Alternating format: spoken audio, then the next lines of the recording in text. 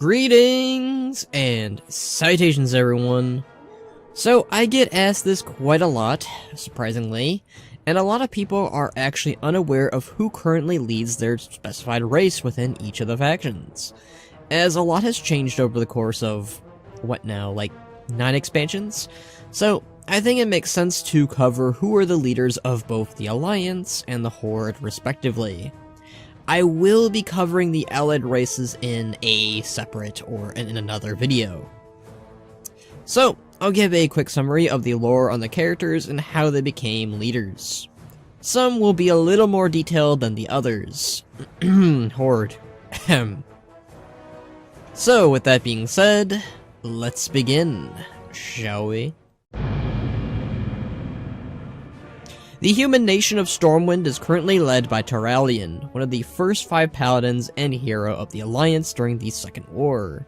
Turalyon is a rare case of a human blessed by a Naru becoming one of the first, to our knowledge, Lightforged humans, which allows him a greater connection to the light and a longer life. To Turalyon's benefit too, as he was gone within the Twisting Nether, fighting in the 1000-Year War as one of the leaders of the Army of the Light. The warrior king, Varian Wrynn, also once occupied the throne, who lost his life on the Broken Shore against Gul'dan, sacrificing his life to save the alliances. He would be succeeded by Anduin Wrynn, his only son, thereafter, and would take his father's legendary sword of Shelamain. Anduin was a priest who often aspired for peace, even if that was not always the easiest or best of options. Now, of course, Anduin is no longer occupying Stormwind either, as Turalyon took on the task and leadership of Stormwind in Anduin Wrynn's absence, as the young High King had his own scars to deal with after being abducted and twisted into an agent of the Maw, against his very will. And so Turalyon acts as the leader of the humans until the young king returns, or if he will return at all.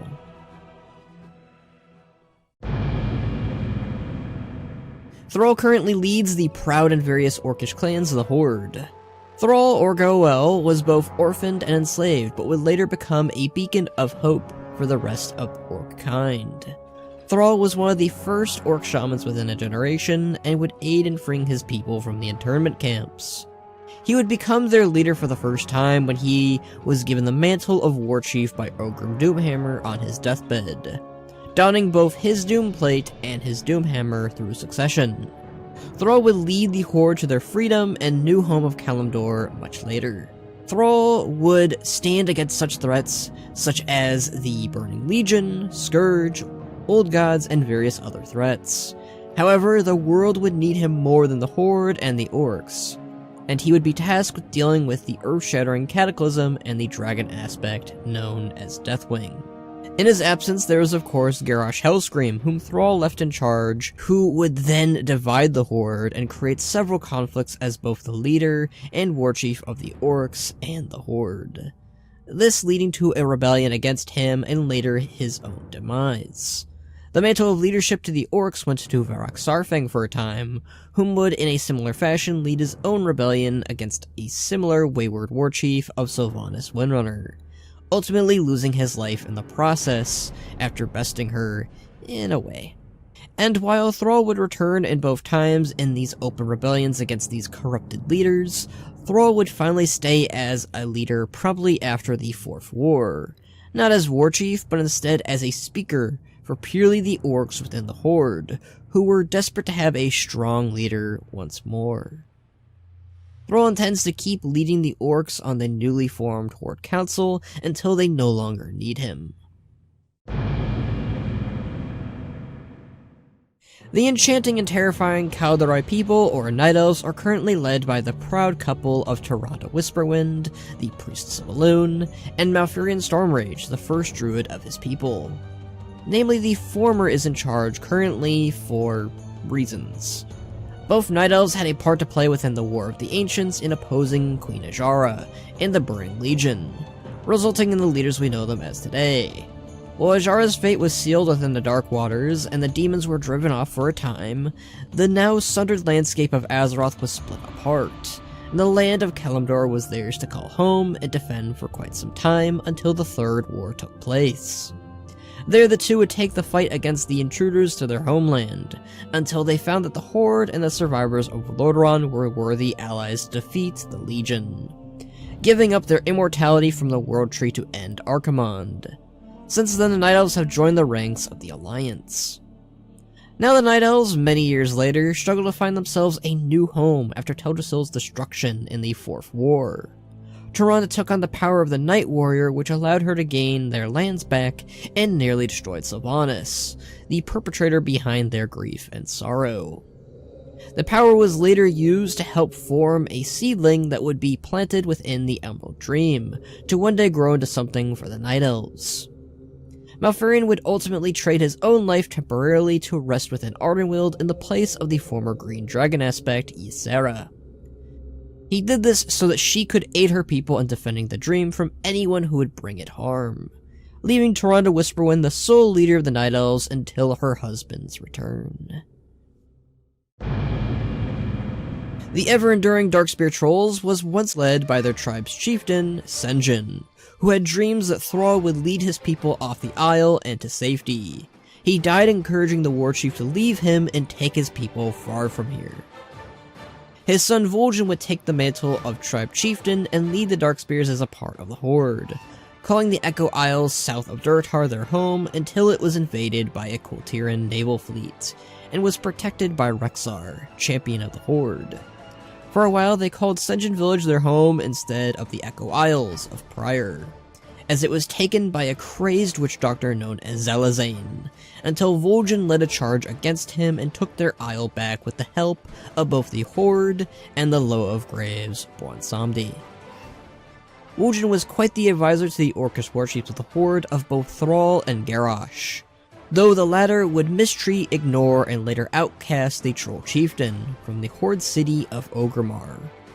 Vol'jin and his tribesmen were even offered a place in Zul's Troll Empire, but he rejected it. Vol'jin would speak the loudest within the Horde against the upstart Garrosh Hellscream, and it was nearly killed for it. For that, the Troll Chieftain would rebel and successfully defeat Garrosh's true Horde, being named the Warchief of the Horde by Thrall. Though his reign was short-lived, sadly, and he died from the wounds he gained from the Broken Shore, anointing Sylvanas as the new Warchief. Unbeknownst to him, for a Dark Loa commanded him to do so. While Vol'jin's story was not truly done, the Darkspear's leadership would remain undecided for quite some time. Rokan, champion of the Darkspear tribe, was encouraged by Bane Bloodhoof after the Fourth War's conclusion to become a voice for his people after championing for so long for both the Horde and his tribe. Rokan became Vol'jin's true successor as the chieftain of the Darkspears. The various Dwarven clans were not always led by a council as they are today. Originally, they were led by Magni Bronzebeard, the strong Mountain King of Ironforge. He was the eldest to his two brothers Muradin and Bronn, and a very skilled weaponsmith as he helped forge the legendary blade known as the Ashbringer, out of grief for his assumed dead brother of Muradin. Though later he would reunite with his missing brother in the Storm Peaks alongside Bronn, and together they would at last journey home together. Months later, as the War with the Lich King concluded, Magni would be entombed in crystal all throughout his body when he tried to figure out why Azeroth was in so much turmoil, just before the Cataclysm reshaped the entire Earth. In his stead, Moira Bronzebeard, his only descendant, attempted to claim the throne by force, with the Dark Iron by her side, but was stopped by Varian Wrynn and was later spared thanks to the efforts of the young prince Anduin Wrynn. After this, it was decided that Ironforge would instead be led by a council and not a sole king or queen. Muradin Bronzebeard would lead the Bronzebeard clan, Falstad the Wildhammer clan, and lastly Moira would lead the Dark Iron clan. The once King Magni would awake right during the Legion's third invasion, but would not return to his role as the King of the Dwarves. Instead, he would become the very Speaker of Azeroth instead. The council will remain as it is until Dagron Tharzane II comes of age. The mighty Tauren people were once led by High Chieftain Karen Bloodhoof. The age-old Tauren warrior came across the Orcs when they first landed on Kalimdor, and offered them aid in finding the Oracle within Stone Talon Peaks, after the Orcs helped them in turn of fending off the local centaur in the region. Since then, they've been inseparable from one another, and the two races, alongside the Trolls, formed a new horde that would end the demon threat on Kalimdor together during the Third War. After the Third War's conclusion, the Tauren found their home in Mulgore and the Orcs in Durotar. Later, Thrall called upon Karen's aid once again, but Karen had given in to despair with the loss of his son. Through Rexxar, however, Bane would be returned alive to Karen, and his oath to the Horde reinvigorated enough to join the fight against Talon and his fleet. Karen would remain the leader for the Tauren people quite some time, until Garrosh became Warchief of the Horde. Garrosh, in Karen's eyes, was reckless and unfit to lead the Horde, and lost his patience finally with the brash Orc warrior when an attack in Ashenvale claimed several Druid lives, challenging Garrosh to Mak'gara, where he would lose his life ultimately against the poison blade of Gorhal. Magatha Grimtotem, a Tauren who disagreed and schemed to be leader for quite some time, orchestrated the poisoning of Garrosh's weapon right before the match. With Karen's fall, Magatha nearly succeeded in taking out every important Tauren encampment and took over Thunder Bluff. However, Bane Bloodhoof survived the ordeals and rallied his own forces to retake the city, choosing to spare Magatha after destroying her totems, and allowed any Grim Totem to join his side. At last, Bane becoming the role his father once held as High Chieftain. Bane has remained a strong, peaceful, and resilient leader of the Tauren since then, ever faithful to his allies, but ferocious towards his enemies. The ever-clever and short gnomes are currently and still led by High Tinker Gelbin Mekatork, whose ingenuity and gnomish kind still remains to be unrivaled to this day, as he was even elected by his own people to carry this title for his geniusness. While their city of Gnomeregan remains in ruins from the experiments that Thermopylae purposely filled throughout its entirety to rid not just the Trogs but also his enemies, the gnomes are at hard work at one day taking back their city and restoring it to its former glory. Mekatork nearly lost his life recently in the Fourth War during a great battle at Dazara Lore, but ultimately was saved thanks to the efforts of the Mecha-Gnome allies who supplied Mekatork the means to survive and endure. With this, Mekatork was dubbed the king of all gnomes, both flesh and metal, succeeding the crazed King Mechagon, who had been king of all gnomes for over 400 years. Mekatork has remained the leader of all of gnomekind since then. The often misunderstood and tragic Forsaken were ruled over by Sylvanas Windrunner, the Banshee Queen, who had helped both free and rally them after the Lich King's hold on them had shattered. The Forsaken were once among the living, but were raised into undead to fight along the Scourge, but have since found their own identities and their own freedom. Later, they joined the ranks of the Horde after being rejected by the Alliance. At first, the relationship was meant to be a hollowed one, but soon found unity and kinship alongside the other races of the faction. But their goal remained to bring down Arthas and the Scourge for cursing them with this ailment. While the Lich King would ultimately fall, the Forsaken would carry on to find a new purpose in their undead lives. Sylvanas aimed to have the Forsaken keep the lands that they had in all of Lordaeron no matter the cost, and in doing so would continue their race. But as time went on, Sylvanas' goals began to change and waver for the Forsaken. Their very city of Lordaeron was filled to the brim with the plague, and for a time, it was uninhabitable.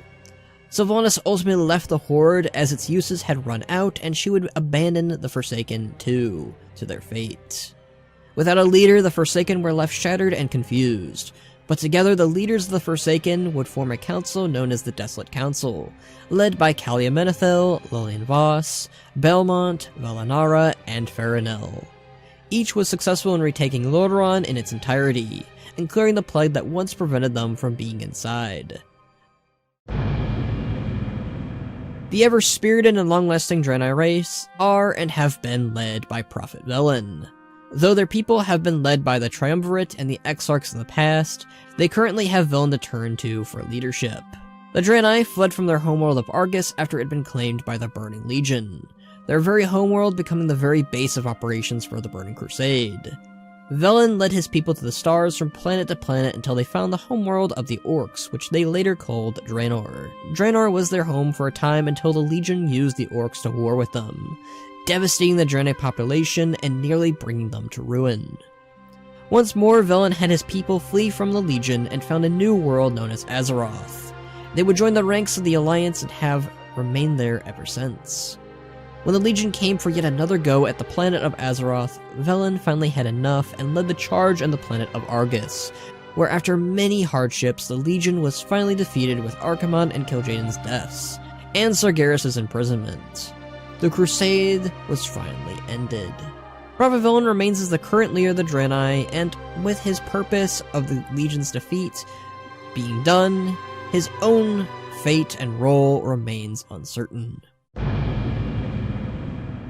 Radiant and brilliant, the Blood Elves, or Sindarai, were once led by a skilled mage known as Kael'thas Sunstrider, but their prince would ultimately fall to corruption at the hands of Kil'jaeden the Deceiver after the fall of their kingdom and their mighty Sunwell. When Prince Kael left for Outland, he left the notable and strong ranger Lor'themar Theron as the Regent Lord in charge. Since then, Kael'thas lost his life, and the bloodline of the Sunstriders had ended with him, thus leaving Lor'themar Theron as the sole leader of his people. Through many hardships and pain, the Regent Lord has found a place for the Blood Elves amongst the Horde, after they had been driven off and mistreated by the Alliance. The Sunwell which had been lost was ultimately saved thanks to the efforts of the Prophet Velen, who used the Heart of Anaru to bring their fount of power back, ensuring that they do not lose themselves to their addictions to magic. Lor'themar currently ensures the survival and longevity of both his people and the Sunwell. The noble, yet also ferocious Worgen, or Gilnean people, are currently led by Gengraimane, the very king of Gilneas. Originally, the Gilneans were not wolfmen walking, but rather simple men living in the dark kingdom of Gilneas. But through the magics of Archmage Aragol, the Worgen were brought forth from the Emerald Dream, and their curse that they once afflicted the Night Elves would spread throughout the kingdom of Gilneas. Men and women alike would change in a feral beast and were driven crazed by their instincts. However, they would find a cure to their madness thanks to the Kaldorei. Gen himself was also afflicted by the Worgen curse, but would remain steadfast in assuring his people would thrive with the curse, or without it, finding a new home in both the Alliance inside the cities of Darnassus and Stormwind. Though prior to fleeing from their own capital, Liam, Gen's eldest and only son, lost his life to Sylvanas Windrunner. While Gengraimane remains the leader of both the Worgen and Gilneas, it is likely he'll be succeeded someday by his only daughter of Tess Greymane. The crafty Bilgewater Goblin Cartel were once led by their greedy trade prince of Jester Gallywix, whom attempted to make his very people into slaves when their home was engulfed in a volcano thanks to Deathwing. Though they had survived thanks to the aid of the Horde, but for whatever reason they allowed Gallywix to remain as their leader. But it was not long before Gallywix's selfishness led to his downfall once again. Gallywix had a part to play in harvesting Azeroth's very own blood, known as Azerite, and saw the immediate value of the mineral. Gallywix was also one of the leaders who supported Sylvanas' reign and war against the Alliance. For his role, he ultimately booked off and ran when the Horde rebels were successful, leaving the Bilgewater Cartel without a trade prince for a very short time. Thrall asked Gazlo, whom was the chief architect of Orgrimmar and a very crafty goblin tinker, to assume the role of the leader of the Bilgewater Cartel, whom he greatly and happily accepted as the goblin representative on the Horde Council. Gazlo has remained the trade prince of the Bilgewater Cartel since then. The Huojin Pandaren of the Tauren philosophy are the Pandaren faction that joined the Alliance after their gunship had fallen on the Wandering Isles. The Pandaren there were all successful in removing the ship that was causing the large turtle great pain. Asa Cloudsinger remains the master of this group. Asa saw value within the Alliance and took an air balloon to the city of Stormwind, where she and her people have remained since. Asa and her counterpart G Firepaw have a sort of romantic relationship that remains standing despite the fact that the two are in different factions. The Quick Pandaren of the Huojin philosophy are the Pandaren faction that joined the Horde after the gunship fell on the Wandering Isles, and its Horde prisoners were sprung free from it. And as before, the Pandaren were successful in removing the ship thanks to G's decisiveness, and using a goblin bomb to remove it. Though it was costly and nearly killed the turtle, it was healed, and the Isle would continue to thrive. G Firepaw found comradeship amongst the Horde, and joined its ranks in Orgrimmar, where he has remained ever since. Though his time there was greatly tested as he was nearly executed and saved by the woman whom he loved of Asa Cloudsinger. Despite all of this, G Firepaw remains in the Horde alongside its council, and is the master of the Huojin Pandaren. The Obsidian Warders, or the Alliance Drekthir, are the Drekthir who joined Rathian to the Gates of Stormwind, where they had sworn their allegiance to after they woke from their stasis at the Forbidden Reach. They are currently led by Scale Commander Azrathel. Like all Drekthir, they were created by Neltharion for war, but were scrapped and forgotten about when he became uncertain of them. The Dark Talons, or the Horde Drekthir, are the Drekthir whom accompanied Abyssian to Orgrimmar, where they joined the ranks of the Horde after escaping the Forbidden Reach, where they were held in stasis there. They are currently led by Scale Commander Cinder Thresh. The Drekthir people were of course created by Neltharion, but were disposed of after they gained freedom, and Neltharion was quite unsure on what to do with them. Alright, that was all the current playable races of the Alliance and the Horde, and basically their leaders, excluding the allied races, which I will be doing in another video entirely. I hope this video was quite informative and helps you out with getting to know just who is in charge of your favorite race. I'll probably do something like this again in the distant future when more races are added or a change in leadership occurs. If you guys like this video, feel free to like, comment, share, and subscribe, and all that jazz. You can join us on the Discord for some talks as we talk about all sorts of stuff and things. You can also support me on my Patreon like these amazing folks here. But until next time, my friends, see ya!